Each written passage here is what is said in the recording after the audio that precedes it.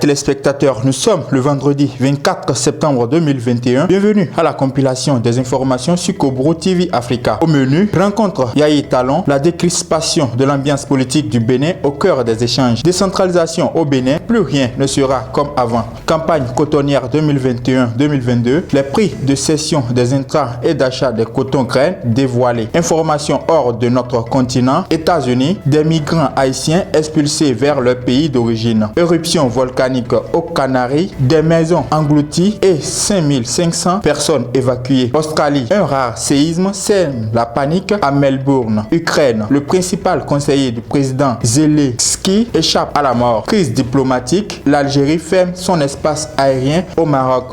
L'information qui semblait être une rumeur ou un fake news pour les internautes était pourtant vraie. Le mercredi 22 septembre dernier, Patrice Talon a accueilli dans les locaux de la présidence son farouche opposant Boni Yaye, ancien président du Bénin. Au menu des échanges, il était question de la décrispation de l'ambiance politique au Bénin. Après environ une heure d'horloge, le président Boni Yaye a déclaré au sorti de cette audience: nous n'avons aucun problème profond, le président Talon et moi. Le sujet principal de notre rencontre de ce jour a été la décrispation de l'ambiance politique au Bénin. Nous avons dans ce cadre discuté fraternellement autour de quelques points que j'ai soumis à l'appréciation du président Talon. Au cours des échanges, Boni Yaye a en effet fait quelques doléances, notamment la libération des prisonniers politiques tels que Rekia Madougou, Joël Aïvo, pour ne citer que ceux-ci. L'ancien chef d'État Boni Yaye a également évoqué dans ses doléances la question du retour des exilés politiques dont Sébastien Adjavon. Moi je demande et c'est lui qui décide, a confié l'ancien président Boni Yaye. Je suis venu au palais de la Marina, présidence de la République de notre pays, le Bénin, et je me suis perdu. J'ai méconnu ces lieux où je suis resté 10 ans durant. Merci au président Talon pour son accueil, son écoute et sa disponibilité, a-t-il confié à la presse à la fin de cette rencontre tant attendue. Cette rencontre doit sonner comme une forte réconciliation qui déliera tout ce qui était lié pour que opposants et mouvanciers puissent enfin fumer ensemble le calumet de la paix. La balle est donc à présent dans le camp du président Patrice Talon et les jours à venir nous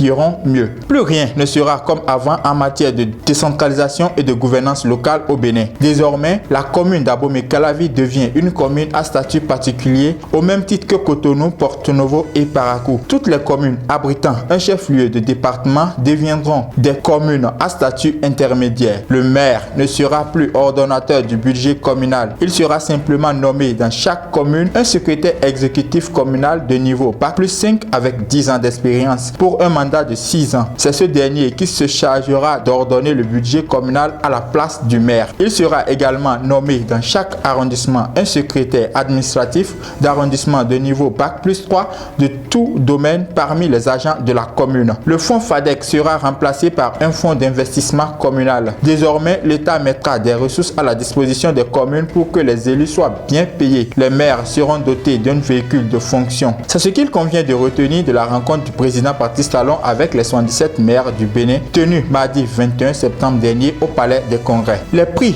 de cession des intrants et d'achat de coton graines aux producteurs au titre de la campagne cotonnière 2021-2022 ont été homologués et connus. C'est ce qu'il convient de retenir après le Conseil des ministres qui s'est réuni le mercredi 22 septembre 2021 sous la présidence de M. Patrice Talon, président de la République. Au thème des concertations entre les professionnels de l'Association interprofessionnelle du coton tenue en juin 2021 pour faire le bilan de la campagne cotonnière 2020-2021, il a été convenu d'arrêter les prix de cession des intrants aux producteurs comme ci-après. Engrais, toutes catégories confondues, 250 francs CFA par kilogramme, soit 12 000 francs CFA le sac de 50 kg.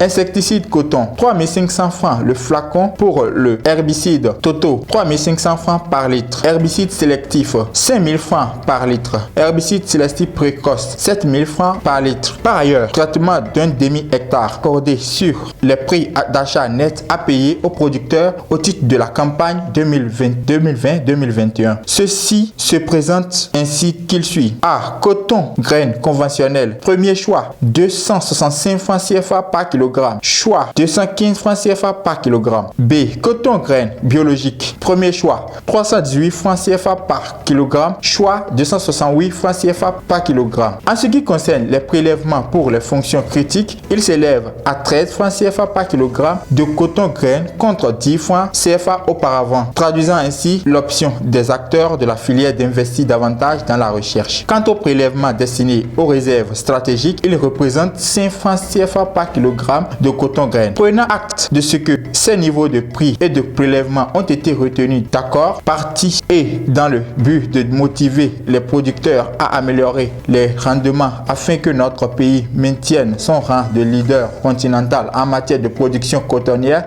le Conseil a marqué son accord pour leur homologation. Quelques informations rapides hors de notre continent à présent. Faisant face à l'afflux de milliers de migrants haïtiens dans l'état du sud des États-Unis, les autorités américaines ont décidé de fermer une portion de la frontière et d'organiser des vols retour vers l'Haïti. Aux grandes dames des réfugiés et des autorités haïtiennes qui demandent un moratoire humanitaire sur ces explosions. Le président américain Joe Biden, qui avait pourtant promis une approche plus humanitaire de la question migratoire que son prédécesseur Donald Trump, a en effet pris des mesures drastiques pour stopper le récent afflux de migrants, en grande majorité haïtiens, à la frontière avec le Texas. Washington a ainsi décidé de leur expulsion vers leur pays d'origine, en vertu d'une règle sanitaire adoptée au début de la pandémie par Donald Trump pour limiter la propagation du virus. Les premiers migrants haïtiens qui étaient rassemblés dans un camp de fortune dans la ville frontalière de Del Rio, au Texas, ont été expulsés par avion des États-Unis et ont atterri dimanche 19 septembre à Port-au-Prince dans la chaleur, la colère et la confusion, rapporte le New York Times. Désormais renvoyés de force, les Haïtiens retrouvent un pays où la famine, le chômage, une série de crises politiques et des tremblements de terre leur souhaitent la bienvenue. Une centaine de maisons et 5500 personnes ont été évacuées dans les environs du volcan sur l'île de la Palma aux Canaries. Il est entré en éruption ce dimanche. Aucune victime n'est à déplorer, mais de lourds dégâts matériels. Le volcan Cumbre Vieja de l'île espagnole de la Palma dans l'archipel des Canaries, sous haute surveillance depuis des jours en raison d'une intense activité sismique, est entré en éruption dimanche 19 septembre pour la première fois depuis 50 ans. Selon le gouvernement régional de l'archipel touristique situé au large des côtes du nord-ouest de l'Afrique, un total de 5500 personnes ont dû quitter leur domicile depuis le début de l'éruption. Un nouveau point d'éruption est apparu lundi soir vers 21h15 local, 22h15 à Paris, dans la commune d'El Paso, obligeant à de nouvelles évacuations dans la zone, a alerté le service d'urgence de l'archipel sur Twitter. Nous n'avons aucune perte humaine à déplorer et je crois que c'est la meilleure nouvelle, s'est félicité le président de la région, Ángel Víctor Torres, lors d'une conférence de presse commune avec le premier ministre espagnol Pedro Sánchez, arrivé sur place dimanche soir. Un séisme de magnitude 5,9 a frappé mercredi 22 septembre le sud-est de l'Australie. Ressenti à des centaines de kilomètres à la ronde, a notamment surpris les habitants de Melbourne, la deuxième ville du pays, peu habituée à ce phénomène très rare dans cette région du monde. Cette situation a entraîné un ralenti des activités quotidiennes. Même des journalistes en sont victimes parce qu'ils voient leurs émissions s'interrompre. La plupart des habitants de Melbourne, confinés depuis 8 semaines, étaient chez eux au moment où la terre a tremblé. Les scènes de panique ont envahi les réseaux sociaux.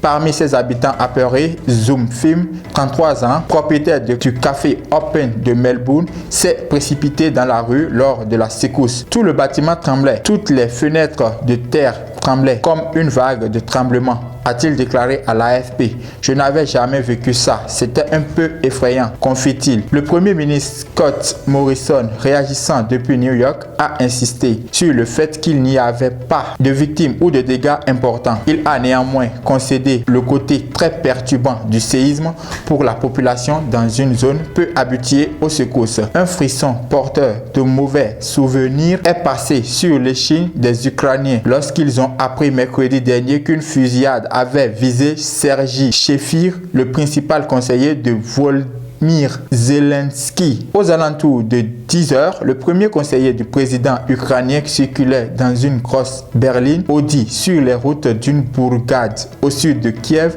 proche des lieux de villégiature de l'élite politique et économique du pays lorsqu'une rafale d'armes automatiques a frappé le véhicule. Les enquêteurs ont constaté 10 impacts dans la carrosserie d'un calibre 7,62 mm. Amateur de belles voitures, Sheffield s'en est sorti indemne, mais son chauffeur à qui il avait laissé le volant est sérieusement touché. La procureure générale d'Ukraine, Irina Venediktova, s'est rendue sur les lieux de la fusillade et a annoncé l'ouverture d'une enquête pour tentative de meurtre. L'Algérie a décidé mercredi 22 septembre dernier la fermeture immédiate de son espace aérien à tous les avions civils et militaires marocains ainsi qu'aux appareils immatriculés au Maroc. Cette décision fait suite, selon la présidence algérienne, à la poursuite des provocations et des pratiques hostiles de la part de Rabat. Le Haut Conseil de sécurité a décidé de la fermeture immédiate de l'espace aérien à tous les avions civils et militaires